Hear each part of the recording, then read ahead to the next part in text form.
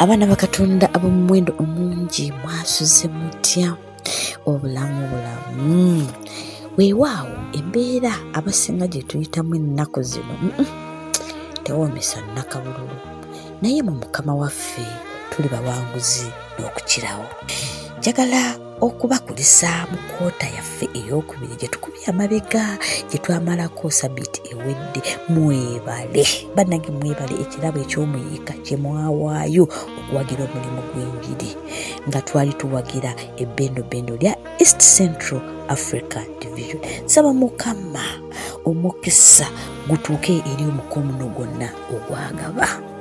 Olwaleero tutandise kota yaffe ey'okusatu 2026 era ng'egenda kutambulira mu ttwale erya Inter-European Division nga tugenda kumala emyezi 3 miramba nga tuwuliriza omulimu oguva mu nsi ezo, gamba nga Australia, Spain, Bulgaria ne Romania. Mbakaliza ekiseera ekirungi nga tutandise kota yaffe empya. Nga bulijjo buli sabbiiti ku makya Rita Nola Walungama bamba tuusaako omulimu gw'enjiri missionary report nga bwe guba gutambudde mu nsi eyo gye tutatuuka, nga n'omulimu gwaffe ogwaleero ng'ennaku z'omwezi 4 omwezi ogw'omusanvu guvudde mu nsi eya Australia. Ebitonotono ebikwata ku ggwanga lya Australia bye bino. Eggwanga lino liweza amakanisa amateeketeeke 6, balina companies 9 ne bammemba bali 4,419. Bwo omuwendo gw'abantu abali mu nsi eno guli obukadde 9,18,8. Kitegeeza ki? Kitegeeza buli church member ali mu Australia yeetooloddwa abantu 2,079 abatannategeera mazima. Olw'obudde kankomaawo n'ayogerako sabbiiti ejja. Omulimu gwaffe ogwaleero guliko omutwe ogugamba ekirabo eky'obulamu obujja era nga gukwata ku Jürgen. Bwana mukulu Jürgen attottola engeri gye yafunamu ekirabo ekipya mu bulamu bwe. Atandika bw'ati. Agamba bwe yali mu myaka gye eky'ekivubuka yalinga embeera ze kale tezisanyusa bamwetoolodde.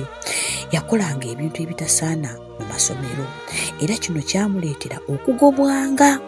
Agamba baamugobako mu ssomero erimu ng'abuzaayo omwaka gumu okutikkirwa. Kino nno kyamuluma. Agamba bino nno byabangawo olw'embeera gye yali yeeyisaamu. Si ekyo kyokka, yali muntu ayosaayosa skippinga classes, kale zaamuleeteranga okukola n'obubi. Jürgen agamba olw'okuba yali asomera ku ssomero lya public high school erisangibwa mu Australia, kale olw'enneeyisaaze baamugoba. Bwe baamugoba n'afuna essomero eddala abazadde be gye baamutwala. Bannange empisa yagenda nazo era bw'atuuka mu ssomero eryo, ssenkulu w'essomero eryo ye teyamukkiriza kuwandaalirayo kubeerayo bbanga ddene, yamugoberawo. Naye olw'okuba yabakwatirwako ekisa ng'abazadde yabalagirira essomero, ng'essomero lino liyitibwa Bougainville. Essomero lino lya Abadiventi. N'agamba mumutwaleko eyo bayinza okumukkiriza. Obulumi bwajjula abazadde nga balaba ssenkulu agoba omwana waabwe amugobye. Kale baasalawo bagende ku ssomero eryo lya Bougainville gye yali abalagiridde, essomero ly'Abadiventi. Jürgen agamba mu maka gaabwe weewaawo bo tebaalina ddiini yonna, naye ekyasinga okumwewuunyisa ku ssomero lino erya Bougainville ery'Abadiventi, abasomesa bali baayagalizanga abasomesa okutegeera Katonda n'okubeera n'enkolagana ne Katonda. Agamba ebintu ebyo teyabyagalirako ddala wadde n'omulundi n'ogumu wadde nga tegala na kubiwuliza. Naye bambi taata we n'amusaba agezeeko. Jürgen agamba kale yamala gagezaako nga taata we yali agambye. Anyumya emboozi n'agamba nti weewaawo ebintu by'okusoma si ye muntu yali ategeera nnyo ebyokusoma, kale bw'atuuka mu ssomero lino ery'Abadiventi ekibiina kye yalimu yaddako emabega mu gureedi ey'e11 asinziire. Anyumya nti bannange emyaka gye yali amaze ku ssomero eryo erya Bougainville eya SDA School obulamu bwatandika okukyuka. Nga tannaba kwetegeera bulungi ekyasooka okumujja enviiri ku mutwe, yagenda okulaba ng'ennyama y'embizzi takyagikombirako ddala wamu n'okwekatankira enguuli.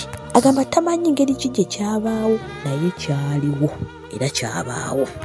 Agamba Jelken nti yatandika okugenda okujjumbira okusoma Bible classes. Kyatamanya nti alitegeera Katonda kubanga by then yali mu high school. Agamba bambi Jelken munange yasoma n'asoma era okukakana ng'atikiddwa. Kale yayagala okweyongeramu era n'asaba ku ssomero lye lennyini erya Bougainville okusoma health training program. Yeegatta ku baali bagenda okusoma era n'atandika okusoma.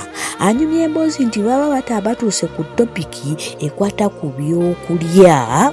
Wano yeewuunya engeri aba Seventh Day kiki kye baali bakkiriza. Yakyebuuza. Aba akyebuuza nti yagwa ku Bayibuli. Gwe gwali omulundi gwe ogugenda okusookera ddala okugisoma era n'agisoma kava ku kava.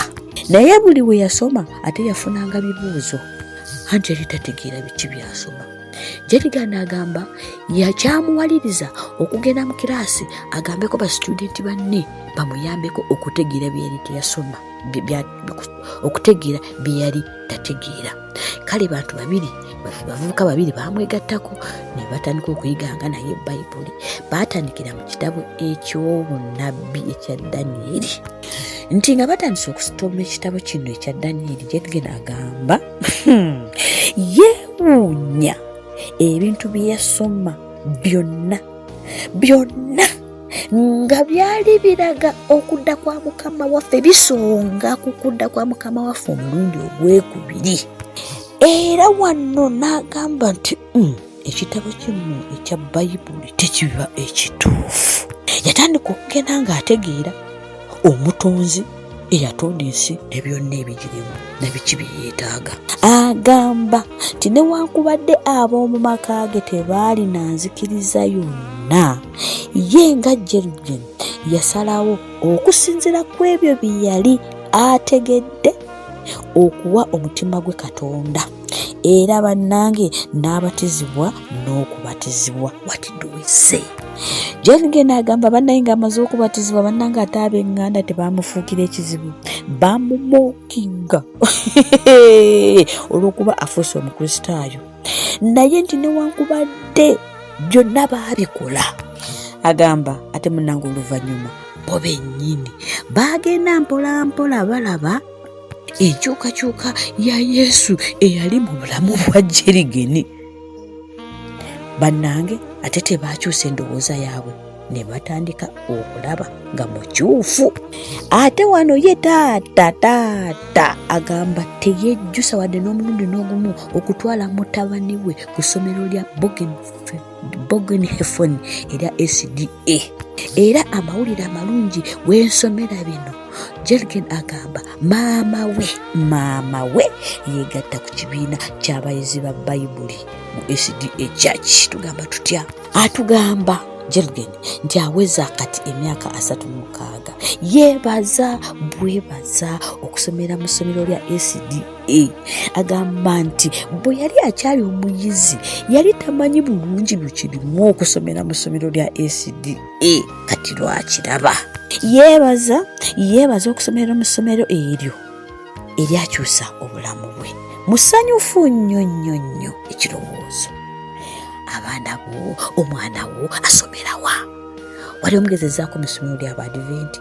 Bannange laba Jelken bwe yatuuka eyo obulamu bwakyuka. Olowooza owuwo n'owange singa basomera mu masomero gaffe amateeketeeke aga SDA, omanyi nti waliwo by'otasobola kubuulira mwana wo kutegeera Katonda kyokka ateeka mu ssomero basobola okuleeta week of prayer n'etwalira obulokozi. omwana wasomerawa. Kituufu amasomero gali amalala gayisa abaana naye ate amagezi ag'okutegeera Katonda ge gasinga. Tusaba mukwano noonya essomero ly'Abadiventi oteekeyo omwana wo, togenda kwejjusa nga taata Jelgen bw'atejjusa. Olw'essanyu eringi kanzireyo ku Jelgen wange, musanyufu nnyo atwebaza. Yeebaza ekirabo ekiweebwayo buli koota ekiyamba abantu nga ye okutegeera Katonda, okusemberera Katonda. Era batusaba nate kubanga ekirabo ekyaweebwayo mu 1986 munnange kyayamba essomero lino erya Bougainville okuteekawo ekisulo ky'abawala. Wano we batusabira bambi obutakuwa kuwangayo kirabo nti ne kooti eno gye tutandise tukwate wala tuteekeyo ekirabo kubanga ekirabo ekyo kigenda kuyamba omulimu gw'enjiri across inter-European division nga ne Australia mu mutyaledde. Kale nga bulijjo ku bbaasa awo awali omusittale bambi beerako kyoteekamu. Tunaagenda okukuba olukumu mutwe nga tumalako Sabbath school, manya nga tumalako lesoni omulimu gw'enjiri kooti eno ng'ekirabo kyo kyamuliika. Nsaba Mukama atukozese okuva leero, mbagaliza ekiwummulo eky'emirembe. Mukama abampeera omukisa.